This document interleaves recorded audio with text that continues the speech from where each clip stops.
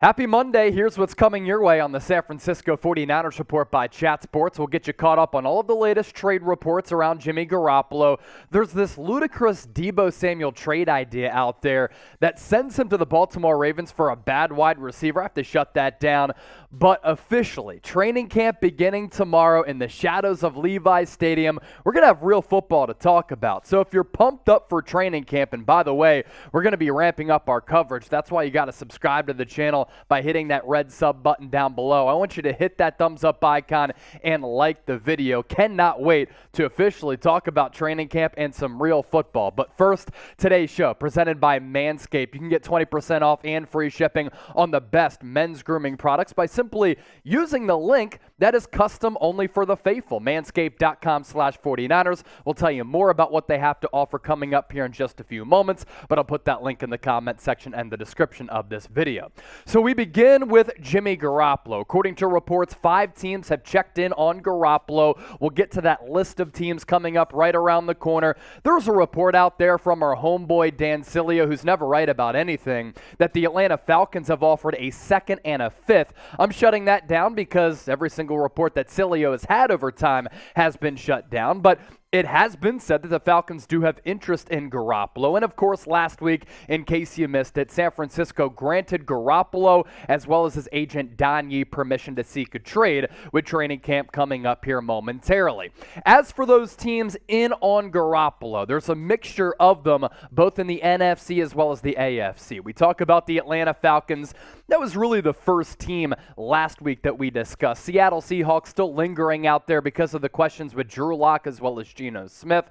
Is Tua Tagovailoa going to be able to rise up and live up to those lofty expectations of being that former first-round pick? Up to this point, he hasn't.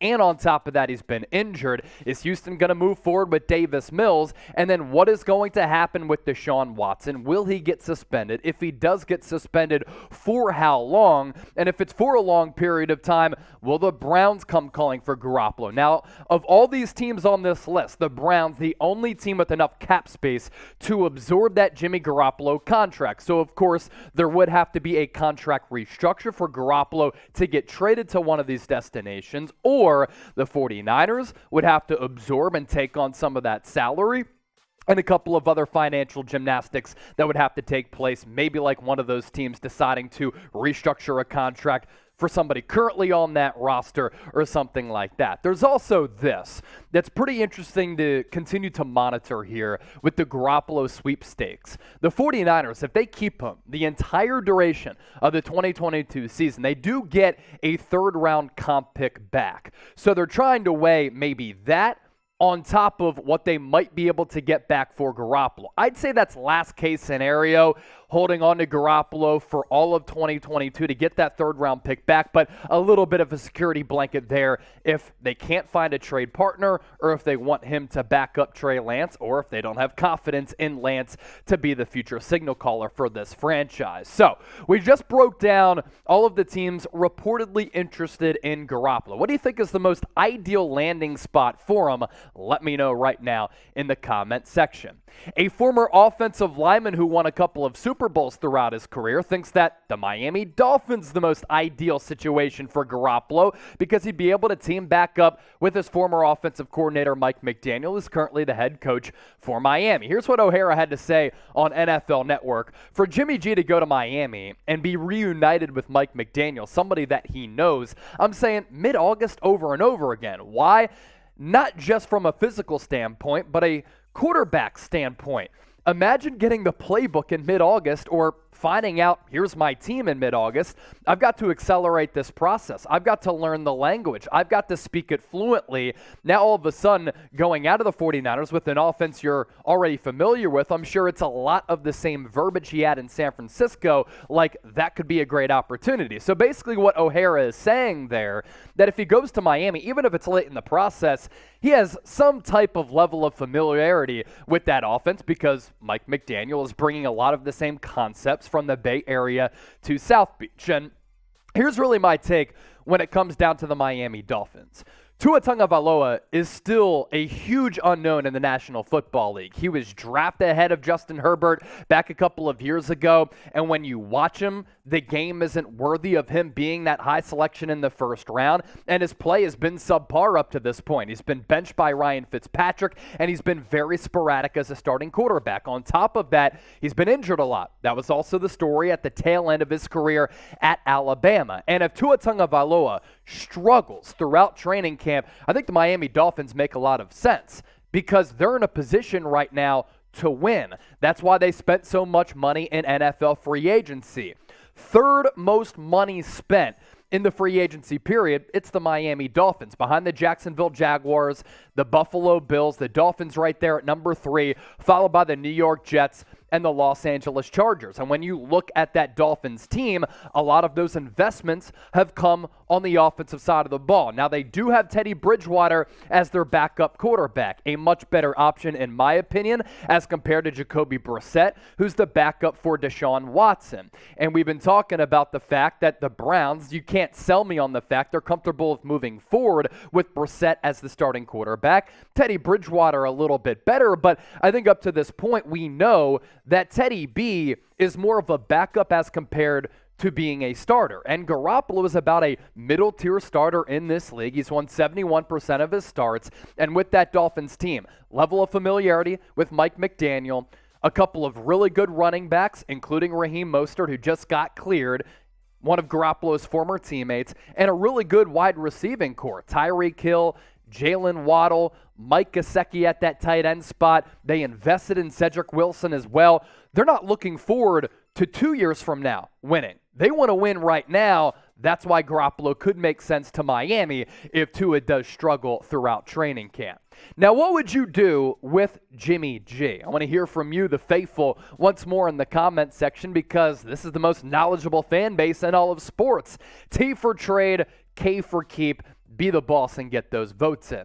As I mentioned off the top of the show, today's show presented to you by Manscaped. 20% off and free shipping on the best men's grooming products. If you simply use that link, it's manscaped.com/49ers. Now, when you're on a date rocking these boxer briefs, and let's just say that you flash the Manscaped logo, you'll be on your way to Pleasure Town, because your significant other or the woman that you're out on a date with, she won't be able to turn you down with the look of these boxer briefs as well as the feel of them as well. And they have this nice little couch for your balls in there as well.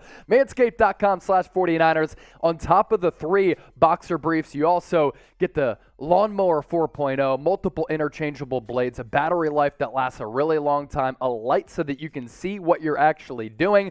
Now, I did have somebody comment last week, I don't want to shave my bush because I'm a proud Italian and I want to keep it. Well, I'd say that he's in the minority, although I did appreciate the colorful comment. If you want to be unlike him and maybe have more success with the ladies, I'm just kidding, my guy. Lawnmower 4.0 will certainly help you out.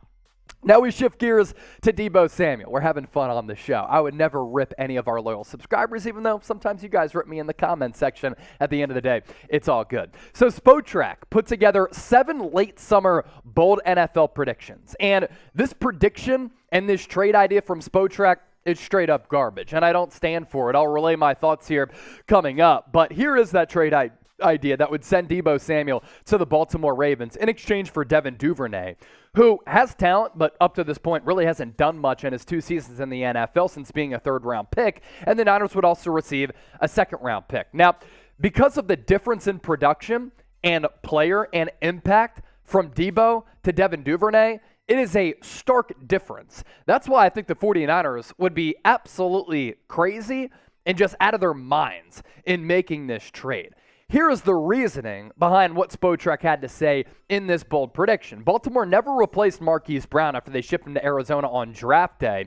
While the roster is loaded with impact backs and Rashad Bateman is a top-tier breakout candidate, adding Samuel would change the pace and ceiling for this Ravens offense. Deebo has 1 year, $3.9 million left on his rookie contract, so this deal will come to an extension in mind. Let's give him 4 years, $80 million, which would give Deebo around $25 million per year. If you were to turn that down, I think that's a bad move for Deebo because it does put him in the top 5 highest paid wide receivers in the NFL. From the Ravens side of this equation, this is logical to at least make a call to San Francisco, try to bring in Deebo. It gives Lamar Jackson a legitimate weapon, and he's been without a bona fide number one wide receiver throughout much of his NFL career. Still, though, he's produced really good numbers, and the passing numbers underrated. We know that what he can do on the ground is extremely special, but also on top of that, Ravens are a physical, downhill, run-first team because they've worked off of what Lamar Jackson does well, and Deebo fits that type of identity. But here's my problem with the trade idea. Duvernay's first 2 years since being that aforementioned third-round pick, he has not lived up to expectations. There have been flashes. He has a body type that might remind you of Deebo because he is big, he is physical, but the wide receiver production just has not been good. Now, part of that could be because Baltimore hasn't really put a point of emphasis on chucking the ball through the air all that much, but 20 catches and 33 catches his first 2 years. He's failed to eclipse 300 yards receiving, total touchdowns 2 through 2 years. And he has some running ability, 4 carries for 70 yards his rookie year, 7 for 50 his second. But you got to give me more than that, Spotrac, and you got to give me more than that, Baltimore Ravens. That's just not going to cut it. Deebo proved last year one of the most valuable weapons in the NFL. This guy is a game breaker. He's special. He's one of one. And last year, we didn't really see a wide receiver in the history of the NFL do what Deebo Samuel did a year ago. Speaks to the level of play that he was able to put on tape last year, but also the level of player he actually is in the NFL and on this 49ers offense. So here's the trade once more. Devin Duvernay, second-round pick to San Francisco in exchange for Deebo. I want your one-word reaction to this trade. Let me know in the comments. For me, I'm going to go joke, fraudulent, stiff. I don't like it at all. You let me know, and while you're down there, make sure you subscribe. Training camp getting underway tomorrow. Let's ride.